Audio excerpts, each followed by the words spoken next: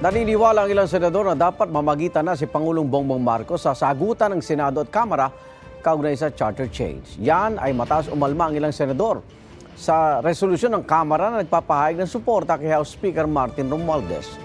Nakasaad kasi sa resolusyon na may intense assault o inaatake ng Senado ang Kamara. Git ni Senador Francis Escudero, hindi naman atake ang pagdepensa sa konstitusyon at sa Senado. Nanawagan siya sa Pangulo na rendahan ang kanyang pinsang si Romualdez. Ganyan din ang panukala ni Senador Jinggoy Estrada.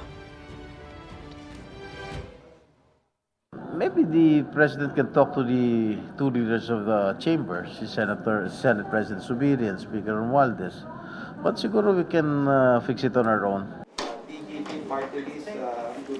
Sabi naman ni House Senior Deputy Speaker Aurelio Gonzales Jr. kung nasaktan ng mga senador sa terminong intense assault sa kanilang resolusyon, nasaktan din aniya ang mga kongresista dahil sila ang iniuugnay sa pagpapapirma para sa People's Initiative.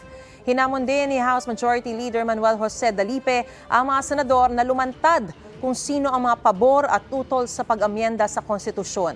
Kaugnay naman sa panawagan ng mga senador na mamagitan na ang Pangulo, giit ni Bataan Representative Geraldine Roman, hindi yan trabaho ng Pangulo. I don't think it is the duty of the President to rein in the House Speaker. We are independent branches of government. The Speaker is not a puppet of the President. Why don't you, 24, come out in the open?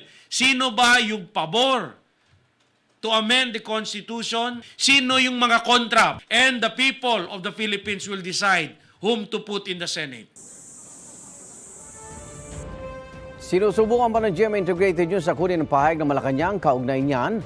At itong Enero, pinulong na ni Pangulo sina Zubiri at Romualdez at ayon kay Zubiri, Senado ang inatasang manguna sa pagtalakay sa pag-ambyenda sa economic provisions ng konstitusyon na sinuportahan naman ni Romualdez. Igan, mauna ka sa mga balita. Mag-subscribe sa GMA Integrated News sa YouTube. Sa mga kapuso abroad, subaybayan nyo kami sa GMA Pinoy TV at sa www.gmanews.tv.